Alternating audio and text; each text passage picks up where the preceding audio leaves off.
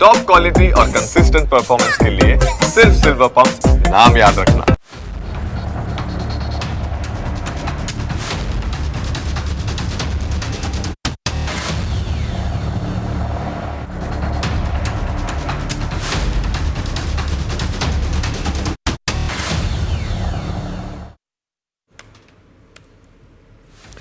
Break બાદ આપનું સ્વાગત છે।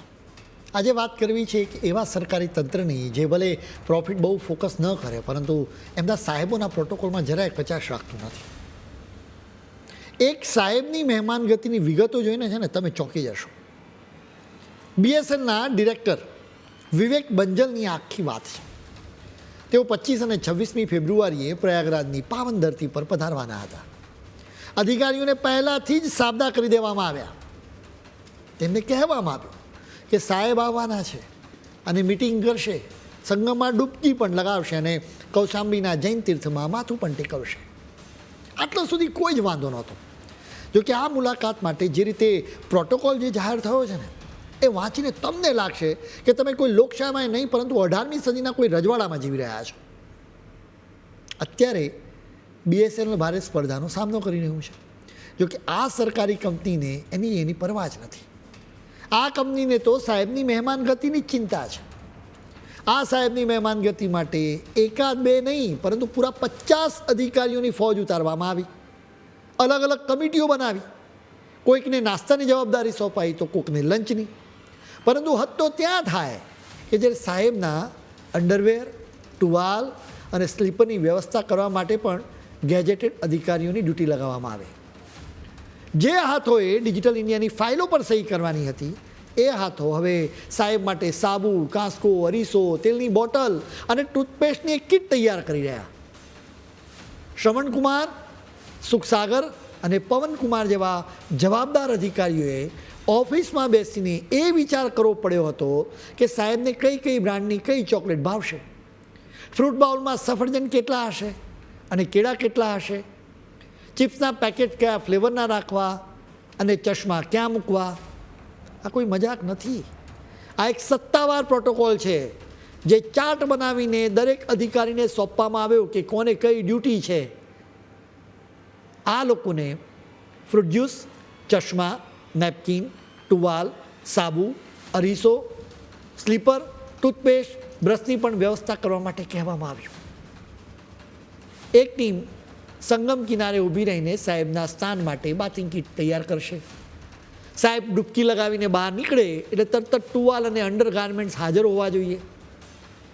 સવાલ એ છે કે આવી વ્યક્તિને ડિરેક્ટર કહેવી કે રાજા? ગજબની વાત તો એ છે કે પ્રોટોકોલમાં લખવામાં આવ્યું કે તમામ કર્મચારીઓએ આ વિઝિટને સફળ બનાવવા માટે એક્ટિવ રહેવું પડશે। અધિકારીઓએ પોતાના પરફોર્મન્સના બદલે એના પર ફોકસ કરવું પડ્યું કે સાહેબને સમયસર નાસ્તો મળી જાય, સાથે જ સાહેબને અરસામાં પોતાનું મોઢું બરાબર દેખાય। જનતા નેટવર્ક વગર ભલે હેરાન થાય, કોલ ડ્રોપ ભલે થાય, પણ આ તંત્ર સાહેબના રૂમમાં પાણીની બોટલ અને નેપકિન ગોઠવવામાં એક્ટિવ હતી।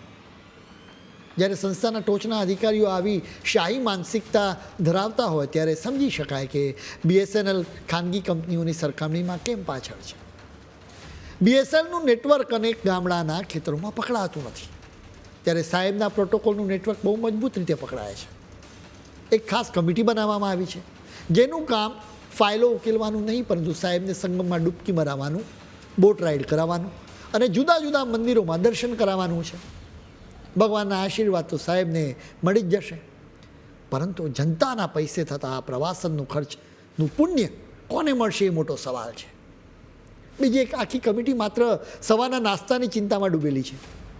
સાહેબને પ્લેટમાં શું પીરસવું અને નાસ્તો ગરમા ગરમ કેવી રીતે પહોંચાડવું એના માટે ભણેલા ગણેલા અધિકારીઓ અત્યારે મેનુ કાર્ડ તૈયાર કરી રહ્યા છે। હદ તો ત્યારે થાય કે જ્યારે બપોરના ભોજન માટે અલગથી 4-5 અધિકારીઓની બીજી એક ટુકડી તૈનાત કરવામાં આવે। જે અધિકારીઓએ ટેલિકોમ સેવાની ગુણવત્તા સુધારવા માટે મગજ ચલાવવાનું હતું તેઓ અત્યારે સાહેબની થાળીમાં શાક અને રોટલી પીરસવાની ગોઠવણમાં વ્યસ્ત છે। આ તે કેવી વ્યવસ્થા છે જ્યાં સંસ્થાના કામ કરતા સાહેબની જઠરાગ્નિ ઠારવવી વધારે મહત્ત્વની બની ગઈ છે। અધિકારીઓ કમ અને આ કામ કરી રહ્યા છે પણ બોલી શકતા નથી। કારણ કે સાહેબ નારાજ થઈ જાય તો નોકરી જવાનું જોખમ રહે. સવાલ એ છે કે આ તો કેવો ફતવો છે અને આ તો કેવા ખર્ચા છે. સવાલ એ પણ છે કે શું સાહેબ પોતાના ઘરથી બ્રશ પણ સાથે નથી લાવી શકતા, કે પછી સરકારી ગાડી અને સરકારી બંગલાથી મન ભરાયું નથી, કે હવે બધી જ વસ્તુઓ જનતાના ટેક્સના પૈસે જોઈએ છે. આવા સવાલો પૂછવા જરૂર છે, કારણ કે જો આ ચૂપ રહ્યા તો કાલે આ અધિકારીઓ સાહેબના બૂટની દોરી બાંધતા પણ જોવા મળી શકે. આ પ્રોટોકોલ જાહેર થવાના બીજા જ દિવસે કોઈએ એને સોશિયલ મીડિયા પર પોસ્ટ કરી દીધો. ઇન્ટરનેટ પર એ જબરજસ્ત વાયરલ થઈ ગયો. જનતાએ જેવો આ શાહી ઠાઠ જોયો કે તરત જ તેઓ આકરી ટીકા કરવા લાગ્યા. સોશિયલ મીડિયા પર તેમની ખૂબ જ ફજેતી થઈ. આખરે જે પ્રોટોકોલ બનાવવામાં અધિકારીઓએ દિવસ રાત એક કર્યા હતા એ એક જ ઝાટકે કચરાપેટીમાં ફેંકાઈ ગયો. BSNLના અધિકારીએ કન્ફર્મ કર્યું કે ડિરેક્ટર સાહેબનો પ્રયાગરાજનો પ્રવાસ હવે રદ કરી દેવામાં આવ્યો છે. એટલું જ નહીં, જે પ્રોટોકોલના આધારે અધિકારીઓની ડ્યુટી લાગી હતી એને હવે અમાન્ય એટલે કે રદ ગણવામાં આવે છે. તમે વિચાર તો કરો કે જો આ પ્રોટોકોલ સોશિયલ મીડિયા પર ન આવ્યો હોત તો અત્યારે કોઈ અધિકારી સાહેબના ટુવાલ ગોઠવતો હોત અને કોઈ ચોકલેટના બાઉલ ભરી રહ્યો હોત. જનતાના આક્રોશનો આ ડર છે જેણે શાહી પ્રવાસને અટકાવી દીધો. સત્તાના નશામાં જ્યારે અધિકારીઓ પોતાની ગરિમા ભૂલીને માત્ર સેવક બની જાય ત્યારે લોકશાહીમાં આવા જ ચાપખાની જરૂર હોય છે.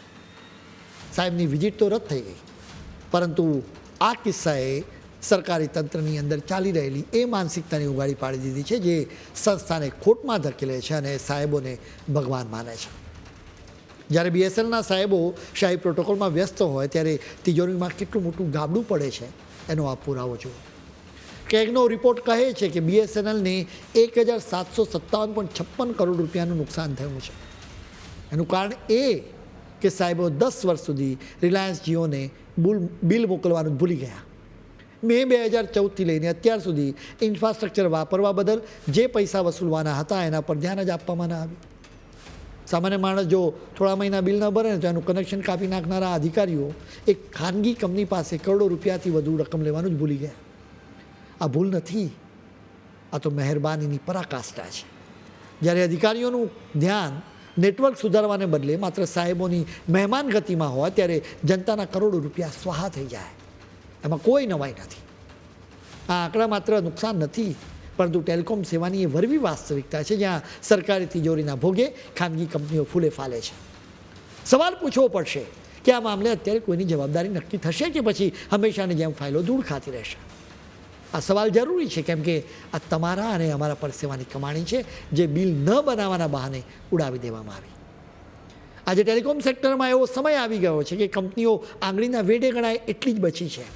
બજારમાં ખાનગી કંપનીઓની એવી તો મોનોપોલી જામી છે કે તેઓ મન ફાવે તેમ વધારે છે અને સામાન્ય જનતા બિચારી લાચાર બનીને તમાશો જોયા કરે છે. આ મોંઘવારીની જાળમાં જનતાને બચાવવા માટે PM મોદીની સરકાર અત્યારે BSNLને બેઠી કરવા અને તેની સુવિધાઓ સુધારવા માટે કોશિશ કરી રહી છે. જે કામ અગાઉની સરકારોએ ન કર્યું, અત્યારની સરકાર ઈચ્છે છે કે સામાન્ય માણસને સસ્તું અને સારું કવરેજ મળે. સરકારની આ મહેનત પર પાણી ફેરવી દેવામાં આવી રહ્યું છે. એક બાજુ PM મોદી BSNLને મજબૂત કરવાના સપના જુએ છે તો બીજી તરફ વિવેક બંજલ જેવા સાહેબો શાહી ઠાઠમાં ડૂબેલા છે. PMના વિઝન અને સામાન્ય માણસની આશા વચ્ચે વિવેક બંજલ જેવા અધિકારીઓ દિવાલ બનીને ઊભા છે. જો BSNL કંપનીને ખરેખર બચાવી હશે ને તો પહેલાં આવા અધિકારીઓની સાહેબી ખંખેરવી જ પડશે. ખંખેરવાની વાત છે તો ભારતના જવાનોએ એક અદ્ભુત કામ કર્યું છે. તેમણે 326 દિવસ સુધી ઓપરેશન ત્રાસી વન ચલાવ્યું. આ ઓપરેશન શું છે એના વિશે અમે તમને વિગતે વાત કરીશું, પરંતુ ત્યારે સમય છે વધુ એક બ્રેકનો.